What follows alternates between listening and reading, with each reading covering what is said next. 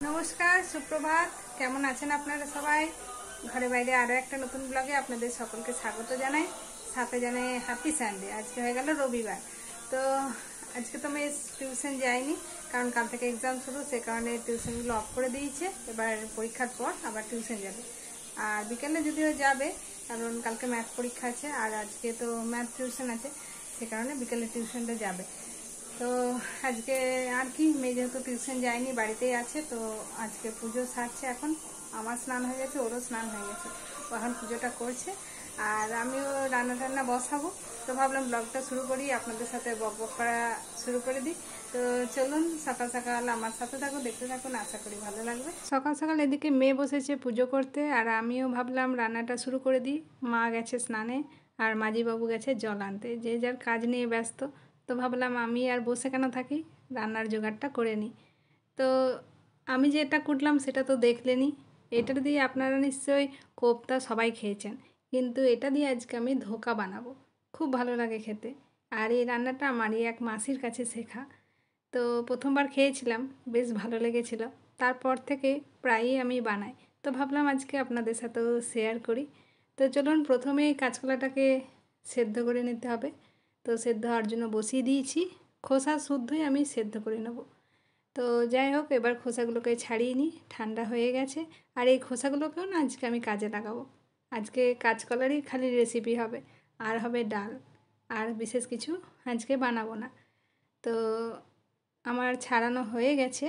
এবার এই কলার মধ্যেই অ্যাড করব একটুখানি আদা, কাঁচা লঙ্কা, আর কালকে রাত্রেবেলা একটুখানি ছোলার ডাল ভিজিয়ে রেখেছিলাম, সেই ডালটা সব একসাথে একটা মিহি পেস্ট বানিয়ে নেব। তো চলুন বেটে নিই। আর যারা কলা খেতে পছন্দ করে না, তাদেরকে যদি এভাবে দেওয়া হয়, তারা বুঝতেই পারবে না এটার মধ্যে কলা আছে, হাসি মুখে খেয়ে নেবে। তো চলুন, আমার ব্যাটারটা তো রেডি হয়ে গেছে।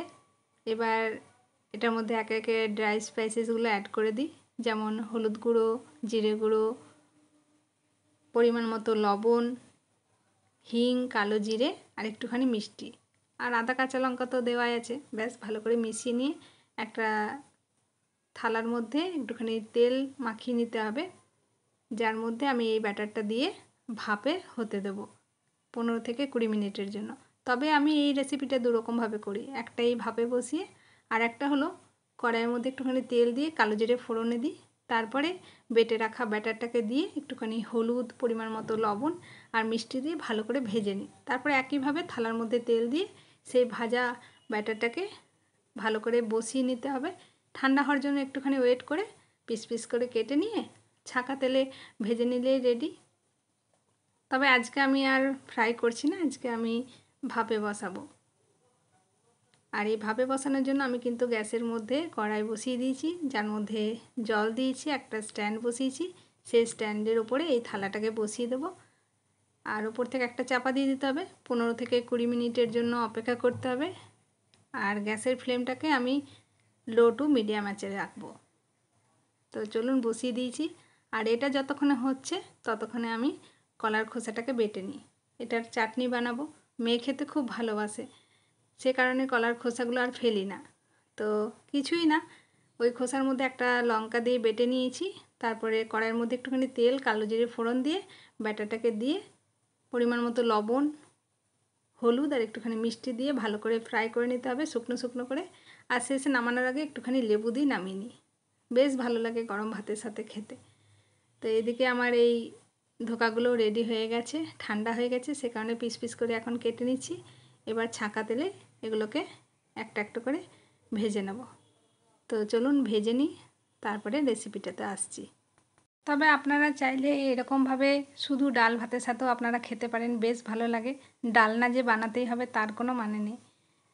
তবে আজকে আমি ডালনা বানাবো, কারণ আজকে তো অন্যান্য আর কিছু তরকারি আমি সেরকম বানাইনি, সে কারণে আজকে ডালনাটা বানাতেই হবে।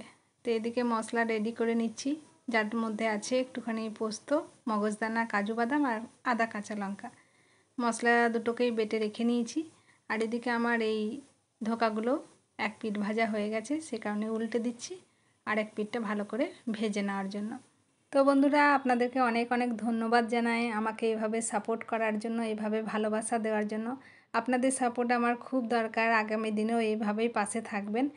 তো যারা আমার নতুন বন্ধু আছেন চ্যানেলটাকে সাবস্ক্রাইব করে দিয়ে আমার পাশে থাকবেন। আর যদি ভিডিওগুলো দেখে ভালো লাগে তাহলে লাইক করবেন আর সাথে কমেন্টও করবেন। ধোকাগুলো আমার ভাজা হয়ে গেছে। এখন ওই তেলের মধ্যে অ্যাড করে দিচ্ছি একটা তেজপাতা, গোটা গরম মশলা, একটুখানি জিরে আর দুটো টমেটো গ্রেট করে রেখেছিলাম, সেই টমেটোটা অ্যাড করে দিচ্ছি। আপনারা চাইলে টমেটোটা বেটেও নিতে পারেন। আর এই টমেটোটা একটু নরম হয়ে গেলে তারপরে অ্যাড করছি আদা কাঁচা লঙ্কা বাটা। আবারও মশলাটাকে একটুখানি ভেজে নেওয়ার পর ড্রাই স্পাইসেসগুলো অ্যাড করব, যেমন ধনে গুঁড়ো, জিরে গুঁড়ো, হলুদ গুঁড়ো, কাশ্মীরি রেড চিলি পাউডার। মশলাটাকে আবারও ভালো করে কষিয়ে নেওয়ার পর অ্যাড করব ফেটিয়ে রাখা টক দই। দেখুন মশলাটা থেকে আমার তেল ছেড়ে এসেছে। এই অবস্থায় অ্যাড করছি ফেটিয়ে রাখা টক দইটা। আর টক দইটা অ্যাড করার পরেই অ্যাড করব বেটে রাখা পোস্ত আর কাজু বাদাম বাটাটা। ব্যাস মশলাটা ভালো করে কষিয়ে নেওয়ার পর আমি কিন্তু আগে লবণ অ্যাড করিনি, এই অবস্থায় আমি লবণটা অ্যাড করব। আর আপনারা চাইলে একটুখানি মিষ্টি অ্যাড করতে পারেন আর কসুরি মেথি। ব্যাস গ্রেভি তো আমার প্রায় রেডি। একটুখানি জল অতি অবশ্যই অ্যাড করতে হবে, কিন্তু জলটা গরম জল হওয়া চাই, তাহলে কি রান্নার টেস্টটা ভালো হয় গরম জল দিলে। আর বড়াগুলো দিয়ে বেশিক্ষণ ফোটালে হবে না, কারণ গ্রেভিটা টেনে যাবে, সে কারণে একটুখানি ফুটিয়ে নেওয়ার পরেই অ্যাড করতে হবে ধনেপাতা আর একটুখানি গরম মশলা গুঁড়ো। ব্যাস আমার এই ধোকার ডালনা রেডি। রেসিপিটা আপনাদের কেমন লাগলো কমেন্টে কিন্তু জানাতে ভুলবেন না। এবার লাঞ্চটাও সেরে নেব। তো ধোকার ডালনা এদিকে রেডি হয়ে গেছে আর এদিকে লাঞ্চ নিয়েও আমরা বসে পড়েছি। ঘড়িতে এখন হয়ে গেছে 1:30। তো চলুন লাঞ্চটা সেরে নিই, তারপরে আবার ফিরে আসছি। দুপুরবেলা একটা লম্বা ভাত ঘুম দিয়ে বিকালবেলা আবারও আমি আর মাঝিবাবু দুজনে মিলে চলে এসেছি ছাদে। গাছগুলো যবে থেকে ছাদে এসেছে সেদিন থেকে গাছগুলোর আর দেখা পাওয়া হয়নি। ভাবলাম আজকে যাই, গিয়ে গাছগুলো দেখে আসি।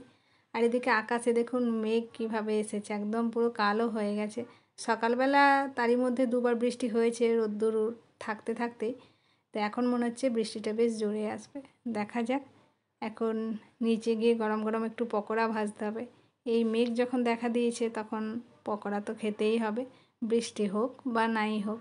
খুশিতেই পকোড়া খাওয়ার ইচ্ছে হয়ে গেছে। তো একটুখানি পেঁয়াজ পকোড়া বানাবো, সেটা ভেবেই রেখেছি আগে থেকে, রেডিও করে এসেছি। তো নিচে এসে গরম গরম পকোড়াগুলো ভেজে নিচ্ছি। আর আজকের মতো ব্লগটা এই পর্যন্ত রাখছি। আবার খুব শীঘ্রই দেখা হবে নতুন একটা ব্লগের সঙ্গে। ততক্ষণের জন্য আপনারা সবাই সুস্থ থাকুন, ভালো থাকুন, সাবধানে থাকুন। বাই।